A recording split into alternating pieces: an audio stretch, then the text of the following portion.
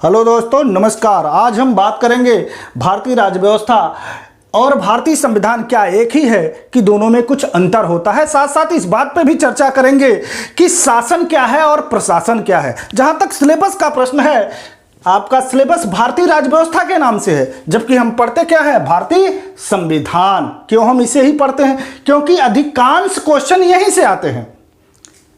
भारतीय राज्य व्यवस्था और भारतीय संविधान एक नहीं है, दोनों क्या है? अलग अलग है। भारतीय राज्य व्यवस्था व्यवहार की बात करता है तो भारतीय संविधान सिद्धांत की बात करता है। अब प्रश्न उठता है, व्यवहार क्या है? कभी आप लोअर कोर्ट में गए होंगे तो जज के सामने पेशकार आपका फाइल ऊपर नीचे करने के लिए या फाइल लगाने के लिए 50 रुपया ले लेता है। तो ये व्यवहार है, व्यवहार में आप 50 रुपया दे देते हैं। लेकिन सिद्धांत क्या कहता है? सिद्धांत कहता है कि ये क्या है? अपराध है। कभी आप जमीन की रजिस्ट्री कराने गए होंगे तो जमीन की जब भी रजिस्ट्री होती है तो एक कोर्ट फीस लगता है, उसकी रसीद भी मिलती है। अगर किसी जमीन की रजिस्ट्री कराने में कोर्ट फीस लग रहा है 20,000 और आप 21,000 दे रहे हैं कि आपका काम अच्छे से हो जाए, कम समय में हो जाए, तो ये व्यवहार में ऐसा आप कर सकते हैं। लेकिन सिद्धांत कहता है कि आप अगर अधिक पैसा दे रहे हैं तो आप खुद अपराधी हैं और पैसा लेने वाला भी क्या है? अपराधी है। तो भारतीय राज्य व्यवस्था व्यवहार है तो भारतीय संविधान क्या है? सिद्धांत है। हम भी आपसे टॉपिक पर सिद्धांत की ही बात करेंगे, व्यवहार की बात नहीं करेंगे। भारतीय राज्य व्यवस्था मन है तो भारतीय संविधान उसका क्या है? मस्तिष्क है। मन, सबका मन है, इधर उधर मचलता रहता है। मन करता है कि प्यार करना चाहिए, लेकिन मस्तिष्क कहता है कि नहीं, इसके कुछ साइड इफेक्ट हैं, आपका समय बर्बाद होगा अगर इस चक्कर में लगेंगे तो ये मन है, ये उसका क्या है? मस्तिष्क है। ये कार्य है तो ये उसकी संरचना है। कोई भी कार्य करते हैं तो एक खाका बनाते हैं, एक स्ट्रक्चर बनाते हैं कि उस कार्य को कैसे किया जाए, उसकी तैयारी करते हैं। तो ये कार्य है तो ये उसकी क्या है? संरचना है। अगर भारतीय राज्य व्यवस्था को आप मकान मानते हैं तो भारतीय संविधान उस मकान का क्या है? नक्शा है। क्या है? नक्शा है। जैसे आप मकान बना रहे हैं तो ये निर्धारित करते हैं कि ड्राइंग रूम किधर होगा, पूजा घर किधर होगा, किचन रूम किधर होगा, बेडरूम किधर होगा। पहले से एक स्ट्रक्चर बनाते हैं, एक खाका बनाते हैं, एक नक्शा बनाते हैं। तो ये मकान है, ये उसका क्या है? नक्शा है। ये प्यार है तो ये व्यापार है। सोचकर प्यार नहीं, व्यापार किया जाता है। प्यार तो ऐसे ही हो जाता है, लेकिन व्यापार हम सोच समझ कर करते हैं कि किस चीज का व्यापार करें, उसमें अधिक से अधिक लाभ हो। तो ये प्यार है तो ये व्यापार है। अगर इसे और डिफाइन करें तो ये अपने आप में दिल है तो ये उसका क्या है? दिमाग है। अगर आपको अधिकारी बनना है, कर्मचारी बनना है, IAS बनना है, PCS बनना है तो दिल दिमाग साथ रखना होगा। दिल दिमाग साथ रखकर ही आप पढ़ाई करिए, तभी आप अधिकारी बन सकते हैं, कर्मचारी बन सकते हैं। क्यों दिल दिमाग साथ रखना होगा? आप सबको पता है सरकार के 3 अंग हैं। नहीं पता है तो जान लीजिए। सरकार के कितने अंग हैं? 3 अंग हैं, व्यवस्थापिका, कार्यपालिका और न्यायपालिका। व्यवस्थापिका को हम विधायिका भी कहते हैं, इसे लेजिस्लेटिव भी कहते हैं, इसे पार्लियामेंट भी कहते हैं, इसे संसद भी कहते हैं, इसे विधानमंडल भी कहते हैं। इन सब नामों को जानना भी जरूरी नहीं है, बस इतना जानिए विधायिका को लेजिस्लेटिव या व्यवस्थापिका भी कहा जाता है। दूसरा अंग कार्यपालिका, जिसे आप एजुकेटिव बोलते हैं। तीसरा अंग न्यायपालिका, जिसे आप जुडिशियरी बोलते हैं। तीनों का अलग अलग काम है।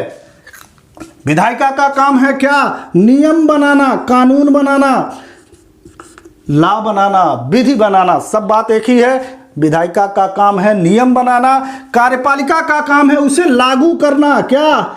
लागू करना या क्रियान्वित करना। न्यायपालिका का काम है अगर कोई नियमों का उल्लंघन करता है तो दंड देना। सरकार के 3 अंग हैं, तीनों के अलग अलग कार्य हैं। एक नियम बनाता है, एक लागू करता है और एक उल्लंघन पर दंड देता है। कार्यपालिका भी 2 प्रकार की होती है। क्या? एक टेम्पररी कार्यपालिका, अस्थायी कार्यपालिका, और एक परमानेंट कार्यपालिका, जिसे अस्थायी कार्यपालिका आप बोलते हैं। अस्थायी कार्यपालिका में प्रेसिडेंट आते हैं, राष्ट्रपति आते हैं, पीएम आते हैं, प्रधानमंत्री आते हैं, सीएम आते हैं, मुख्यमंत्री आते हैं और विभिन्न मंत्रीगण आते हैं। जबकि परमानेंट कार्यपालिका में आईएएस आते हैं, पीसीएस आते हैं, अधिकारी आते हैं, कर्मचारी आते हैं। क्यों ये टेम्पररी और परमानेंट हैं? अस्थायी कार्यपालिका, इन सभी लोगों का कार्यकाल कितना होता है? 5 वर्ष, कभी कभी बीच में भी खत्म हो जाता है, इसलिए इसे क्या बोला जा रहा है? अस्थायी कार्यपालिका, टेम्पररी कार्यपालिका। इनका कार्यकाल रिटायरमेंट तक होता है, जब तक वो सेवानिवृत्त नहीं हो जाते तब तक काम करते रहते हैं। इसलिए कहा जाता है कि 60 वर्ष तक वो काम करते रहेंगे, इसलिए इसे परमानेंट कार्यपालिका बोला जाता है। सरकारें 5 साल पर बदल जाती हैं, लेकिन एक बार आप अधिकारी बन गए तो 60 साल तक कोई आपको हटा नहीं सकता। इसलिए आपको अगर अधिकारी बनना है तो दिल और दिमाग साथ रखना होगा। इसी उदाहरण से हम शासन और प्रशासन को भी समझ सकते हैं। इसका मतलब यह है कि ये जो नेता हैं वो क्या करते हैं? शासन करते हैं। क्या करते हैं? शासन करते हैं। और जो अधिकारी हैं वो क्या करते हैं? प्रशासन करते हैं। नेता क्या करते हैं? शासन करते हैं, जबकि अधिकारी क्या करते हैं? प्रशासन करते हैं। दोनों में अगर हम अंतर करते हैं, दोनों में अंतर है, दोनों में अंतर करते हैं, तो पहला पॉइंट निकल के आता है कि शासन में जो लोग होते हैं उनका निर्वाचन होता है। निर्वाचन, क्या निर्वाचन होता है? जो भी लोग हैं, प्रधानमंत्री, राष्ट्रपति, सबका क्या हो रहा है? निर्वाचन होता है। जबकि इसमें क्या, प्रशासन में जो लोग हैं उनकी नियुक्ति होती है। नियुक्ति होती है कि नहीं? आईएएस, पीसीएस अधिकारी, इन सबों की क्या नियुक्ति होती है। अगर हम दूसरा अंतर करते हैं तो पाते हैं कि इनका कार्यकाल निश्चित होता है, अनिश्चित होता है। इनका कार्यकाल अनिश्चित होता है, अनिश्चित होता है। इनका कार्यकाल क्या है? ये अभी आपने देखा कि 5 वर्ष है, लेकिन बीच में भी ये गिर जाते हैं, इसलिए इनका कार्यकाल क्या है? अनिश्चित होता है। इनका कार्यकाल क्या है? निश्चित होता है। इनका कार्यकाल निश्चित होता है। अगर हम आगे अंतर कर रहे हैं तो पाते हैं कि शासन क्या है? कार्यकाल अनिश्चित है, इसलिए शासन क्या है? टेम्पररी है, अस्थायी है। शासन क्या है? टेम्पररी है, अस्थायी है। जबकि प्रशासन क्या है? परमानेंट है, अस्थायी है। शासन क्या है? परमानेंट है, अस्थायी है। अगर एक और महत्वपूर्ण अंतर की बात करें तो शासन में नीतियों का निर्माण होता है। शासन में नीतियों का निर्माण होता है और प्रशासन में नीतियों का क्रियान्वयन होता है, नीतियों को लागू किया जाता है। महत्वपूर्ण अंतर है, पूछा जा सकता है। यहाँ नीतियों का निर्माण होता है तो यहाँ नीतियों को लागू किया जाता है या क्रियान्वित किया जाता है। और अगर अंतर करने की बात करें तो शासन में जो लोग हैं वो विधायिका और मंत्री परिषद के अभिन्न अंग होते हैं। क्या? विधायिका और क्या मंत्री परिषद के अभिन्न अंग होते हैं। जो प्रशासन में हैं वो प्रशासन के अभिन्न अंग होते हैं। एक और अंतर करें जो पहले से आप जानते हैं, शासन अस्थायी कार्यपालिका है, अर्थात टेम्पररी कार्यपालिका है, जबकि प्रशासन परमानेंट कार्यपालिका है। अब प्रश्न ये उठता है कि आप टेम्पररी कार्यपालिका के सदस्य बनना चाहते हैं या परमानेंट कार्यपालिका के सदस्य बनना चाहते हैं? आप शासक बनना चाहते हैं या प्रशासक बनना चाहते हैं? तो अगर आप प्रशासक बनना चाहते हैं तो आपको पढ़ना पड़ेगा। कैसे पढ़ना होगा? दिल दिमाग साथ रख के ही पढ़ना पड़ेगा। सरकारें 5 साल में बदल जाती हैं, लेकिन आप अधिकारी बन गए तो 60 साल कोई हटा नहीं सकता। एक बार अधिकारी बन गए तो आपकी पीढ़ियां सुधर जाएंगी, आने वाली जनरेशन सुधर जाएंगे, अपना मान सम्मान बढ़ाएंगे, रुतबा बढ़ाएंगे, माता पिता का भी नाम रोशन करेंगे और देश के विकास में आप सहयोग करेंगे। पैसा भी आता रहेगा।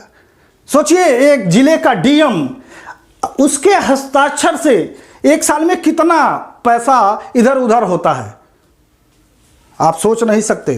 कितना होता होगा? 10 करोड़ नहीं, 20 करोड़ नहीं, 50 करोड़ नहीं। अरबों का ट्रांजैक्शन होता है, टर्नओवर होता है एक साल में उसके सिग्नेचर से, उसका 1% आप जोड़ लीजिए, कितना पैसा आएगा? पैसा तो आता ही रहेगा।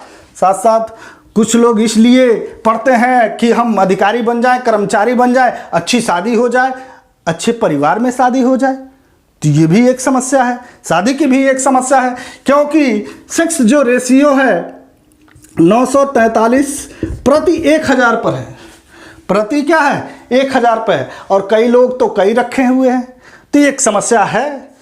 तो आप पढ़िए अच्छे से, अधिकारी बनिए, कर्मचारी बनिए, अपना भाग्य बदलिए, अपनी दिशा बदलिए, क्या दिशा पलटिए या दिशा बदलिए, शादी हो जाएगी।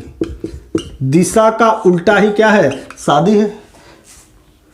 अधिकारी बन गए, कर्मचारी बन गए, तो चाहे आप लव मैरिज करिए, चाहे आप अरेंज मैरिज करिए, कुछ भी आप स्वतंत्र हैं, कर सकते हैं। लव मैरिज करेंगे तो अपनी गर्लफ्रेंड से शादी करेंगे, अरेंज मैरिज करेंगे तो दूसरे की गर्लफ्रेंड से शादी करेंगे। दोस्तों, अगर आपको अपने परिवार का, अपना खुद का सम्मान बढ़ाना है, या आने वाली जनरेशन को सुधारना है, या पैसा चाहिए आपको, या अच्छी शादी हो, इन सब के लिए आपको क्या अधिकारी बनना पड़ेगा। और अधिकारी बनने के लिए आपको दिल और दिमाग एक साथ रखकर पढ़ना पड़ेगा, तभी आप अधिकारी बन सकते हैं। दोस्तों, अगर ये वीडियो आपको अच्छा लगे तो लाइक करिए, शेयर करिए तथा हमारे चैनल को सब्सक्राइब करिए, बेल आइकन को दबाइए, जिससे लेटेस्ट वीडियो की आपको जानकारी मिल सके। हम अगले वीडियो में सिलेबस का पहला टॉपिक संविधान एक परिचय के रूप में शुरू करेंगे, जिसमें देखेंगे कि संविधान क्या है, उसकी आवश्यकता क्या है, उसका निर्माण कब होता है, इस पे हम चर्चा करेंगे। बहुत बहुत धन्यवाद।